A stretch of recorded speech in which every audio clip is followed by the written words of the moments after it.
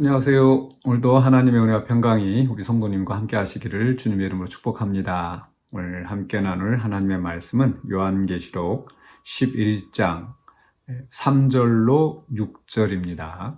제가 봉독하겠습니다.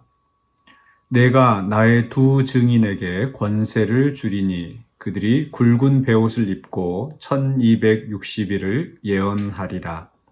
그들은 이 땅에 주 앞에 서 있는 두 감람나무와 두 촛대니 만일 누구든지 그들을 해하고자 하면 그들의 입에서 불이 나와서 그들의 원수를 삼켜버릴 것이요 누구든지 그들을 해하고자 하면 반드시 그와 같이 죽임을 당하리라.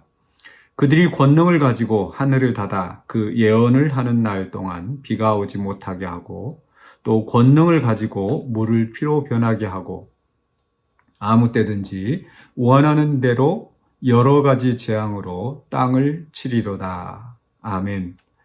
네, 오늘 말씀의 제목은 권세를 받은 두 증인입니다. 3절에서 내가 나의 두 증인에게 권세를 주리니 라고 말씀하시는데 바로 우리 주님께서 두 증인을 세우시고 권세를 주셨다. 이렇게 의미가 이해되어집니다. 그런데 이 두 증인이 권세를 받은 두 증인이 누구일까? 사실 이 말씀이 우리 한국에 또 세계적으로도 많이 또 그럴 것 같은데요. 특히 한국에서 이 이단들이 자주 사용하는 이 성경 이용하는 이 성경 구절입니다. 지금 대표적으로 신천지의 이만희가 그러합니다. 자기가 그 증인으로서 이 권세를 받은 사람이다. 주 앞에 권세를 받은 사람이고, 그래서 자기 말을 거역하면 이렇게 망하게 된다. 이런 식으로 사람들을 위협하는 거죠.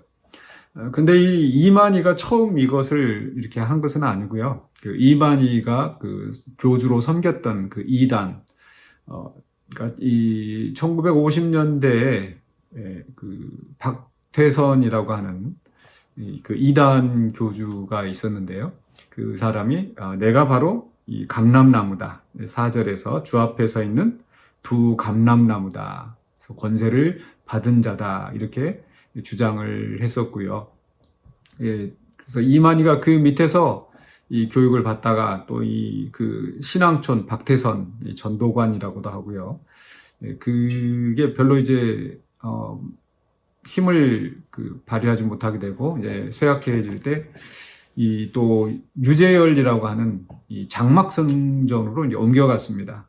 그러면서 거기서 이 장막성전의 그 유재열 또는 그 아버지 유인구가 이 두 감람나무다, 두 증인이다라고 하면서 있다가 또 이 사람들이 이 장막성전이 굉장히 크게 그때 60년대, 70년대에 또 이단으로 유명했었는데 그 14만 4천 명이 자기 그 장막성전에 14만 4천 명이 있다. 그리고 그 사람들이 구원받는다 하면서 이 시한부 종말론을 펼치다가 이게 맞지 않으니까 결국은 이제 또 뿔뿔이 흩어지게 된 거죠. 그래서 이 유인구 유재열 그 두 사람을 이 두 증인, 두 감람나무로 섬겼던 이만희가 이제 독립해서 세운 게 지금 이제 신천지입니다. 그리고 자기가 이제 두 증인이고 감람나무다. 처음에는 자기와 함께 신천지를 시작했던 이 홍종효라는 사람이 있었다고 합니다. 그 두 사람이 이 두 감람나무다라고 신천지를 시작을 했다가 나중에 이제 홍종효하고 사이가 안 좋아서 이제 틀어지니까 홍종효는 배도하고 자기가 두 감람나무다라고 지금 주장을 하고 있는 거죠.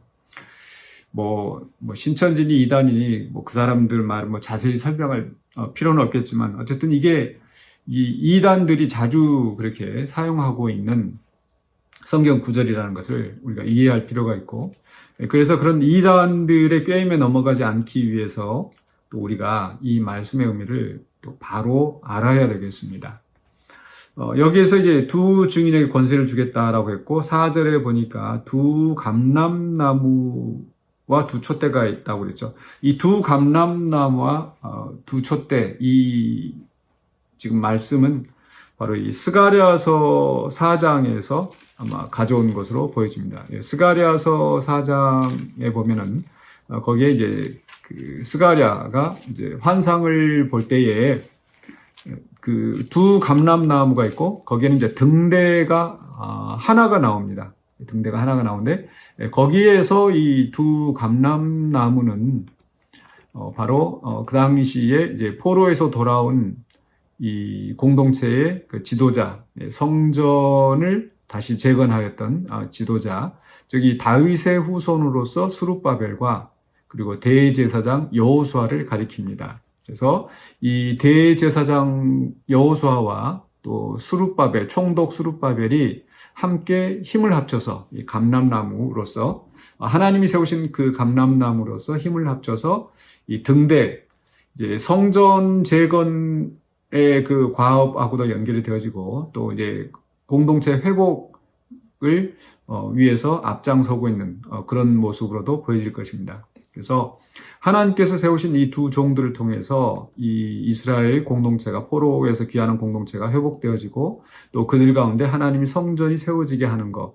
이것을 이 스가랴의 환상으로 지금 보게 하시는 거죠.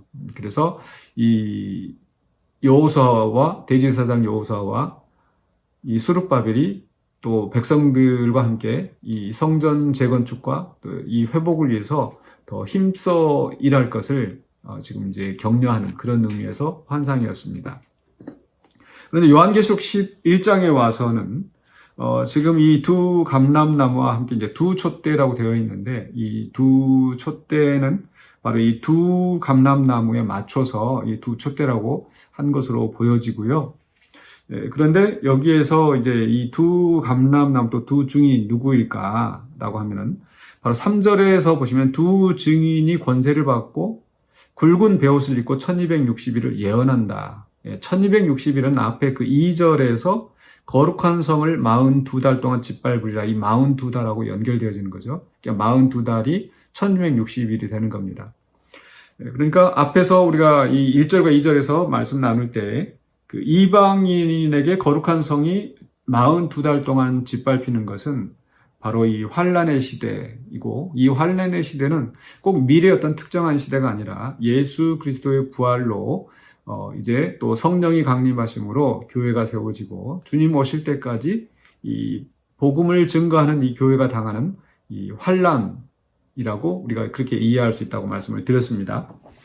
그러니까 바로 이 1260일 동안 그 교회의 시대에 그 예언을 하는 두 증인인 거죠. 그러니까 여기에서 우리가 이 두 증인은 또 바로 그 10장에 있는 요한이 그 두루마리를 받은 것과 연결이 되어집니다. 요한이 환상 가운데서 그 바다와 땅을 밟고 서 있는 그 힘센 천사를 통해서 천사에게서 두루마리를 받아 먹었습니다. 그리고 그 두루마리를 받아 먹고 그 입에서는 달지만 배에서 쓰게 될 것이다.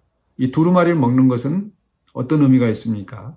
바로 하나님의 말씀을 받아서 증거하는 겁니다. 선포하는 겁니다. 선지자들이. 마찬가지로 이 요한이 이 작은 두루마리를 이 바다와 땅을 밟고 서 있는 바로 그 천사, 우리가 예수 그리스도를 의미한다고 말씀을 드렸는데 바로 예수 그리스도에게서 복음을 받아들고 그것을 증거하는 겁니다. 그러니까 지금 이제 권세를 받은 두 증인도 역시 주님으로부터 권세를 받고 예언하는 그런 사명을 가지고 있는 거죠. 그래서 이 두 증인은 꼭 어떤 특정한 두 사람을 가리키는 것이 아니라 바로 이 예수 그리스도께서 하늘과 땅의 모든 권세를 내게 주셨으니 너희는 가서 모든 족속으로 제자를 삼고 세례를 주고 내가 너에게 분부한 모든 것을 가르쳐 지키게 하라라고 이 대명령을 받은 이 모든 성도, 모든 이 교회를 가리킨다고 볼 수 있습니다. 그래서 이 앞에서도 이 왜 42달일까라고 했었을 때 그 설명을 드렸었는데 6절에서 이 엘리야와 모세, 그러니까 이 비가 오지 않게 했던, 예언을 하는 날 동안에 비가 오지 않게 했던 그 엘리야, 그 3년 6개월 42달 동안 비가 오지 않았었고, 또 물을 피로 변하게 하고 했던 이런 재앙을 쳤던 것은 바로 모세라고 그랬습니다. 이 모세를 가리키는데 모세가 이스라엘 백성과 함께 광야에서 42년 동안 있었던 거죠. 그러면서 이제 이 백성들을 가르치고 인도했던 그 역할을 감당했습니다. 그래서 이 42달 또는 1260일 동안 예언을 하는 것은 이제 이 교회가 이 땅 위에서 그리스도로부터 복음을 받아서 그 복음을 선포하고 또 그리스도의 증인이 되어서 바로 이 하나님 나라 복음이 확장되게 하여지는 것입니다. 그런데 여기서 그럼 이제 권세를 받았다라고 하는 것은 이 권능을 가지고 또 재앙을 이렇게 일으킨다라는 것은 꼭 어떤 특별한 이적을 일으키는 것이 아니라 여기에서 이 말씀의 초점은 바로 그 증인들이 권능을 받고 복음을 선포하기 때문에 결국은 이 복음이 승리한다는 그런 의미입니다. 예수님께서 말씀하신 것처럼 모든 권세를 주시고 제자들에게 위임을 하셨고 그래서 반드시 이 복음이 승리할 것을 말씀하셨지 않습니까? 그래서 결국 이 하나님 나라의 복음에 저항하는 이 세상의 권세가 굉장히 거세게 저항하겠지만 결국은 복음이 승리한다라는 것을 말씀하고 있는 겁니다. 앞에서도 11장 1절과 2절에서도 이방인들이 그 거룩한 성을 42달 짓밟게 하나님께서 그 고난을 허용하시지만 그들은 바깥 마당만 밟을 뿐이고 궁극적으로 하나님께서 그 성전과 그 제단과 그 안에 경배하는 자들을 측량하게 하신다. 즉 하나님의 임재하심 그들 가운데 있으면서 보호하심을 받는다고 그랬죠. 이제 단지 보호하심을 받고 수동적으로 숨어있는 그 상태가 아니라 지금 이제 이 성도들이 그리스도로부터 복음의 위임을 받은 복음 선포의 위임을 받은 그 제자들이 권세를 받아가지고 나가서 선포하는 겁니다. 때때로 이 교회가 이 복음을 선포하는 이 일에 있어서 좀 핍박을 당하고 또 어려움을 당하고 또 교회가 자체적으로 이런 분쟁으로 인하여서 또 교회가 제 역할을 못하는 것 같고 그런 여러 가지 많은 일들이 있습니다. 그러니까 교회 역사에서 또 수많은 교회 분쟁도 있었고 또 교회가 어려움을 당하는 그런 많은 시기가 있었던 거죠. 그러나 지금까지 그 예수님께서 말씀하신 대로 지금 이 복음이 이 교회를 통하여서 성도들을 통해서 지금 곳곳에 땅끝까지 복음이 선포되어지고 있습니다. 바로 이게 예수 그리스도께서 위임하신 권능으로 지금 이루어지고 있는 거죠. 그렇기 때문에 우리가 단지 지금 이 말씀을 통해서 어떤 두 증인이라고 했었을 때 어떤 특정한 그런 교주를 말하는 것이 아니고 바로 하나님께서 또 예수님께서 우리 성도들에게 또 그리스도의 제자들에게 이 권능을 위임하셔서 복음을 선포하게 하셨다. 그리고 그 복음이 반드시 승리한다. 때로는 이 장애에 부딪히지만 그렇죠. 어려움이 부딪히지만은 반드시 승리한다라는 거죠. 그래서 5절에서 만일 누구든지 그들을 해하고자 하면 그들의 입에서 불이 나와서 그들의 원수를 삼켜버릴 것이요.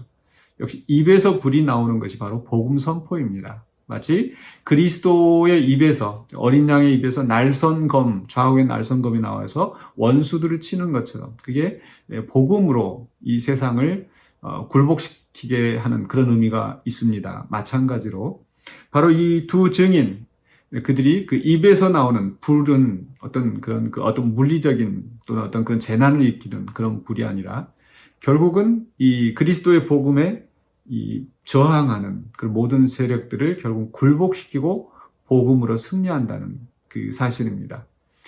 이것을 바로 우리 주님께서 보장하셨고 권세를 주시고 또 그 승리를 보장하셨습니다. 그렇기 때문에 우리 교회가 담대하게 또 우리 성도들이 담대하게 그리스도의 복음을 가지고 나아가 선포해야 될 줄로 믿습니다. 그러할 때에 우리를 통하여서 하나님 나라의 복음이 전파되어지고 또 하나님 나라가 확장되어지는 그 역사가 있게 될 것입니다. 그래서 오늘도 우리가 말씀을 사모하며 또 말씀을 붙잡고 또 신실하게 살아가며 우리가 때를 얻든지 못 얻든지 항상 또 전도하며 그리스도를 증거하는 증인의 삶을 살아가시는 저와 여러분이 되시기를 주의 이름으로 간절히 축원합니다. 기도하겠습니다.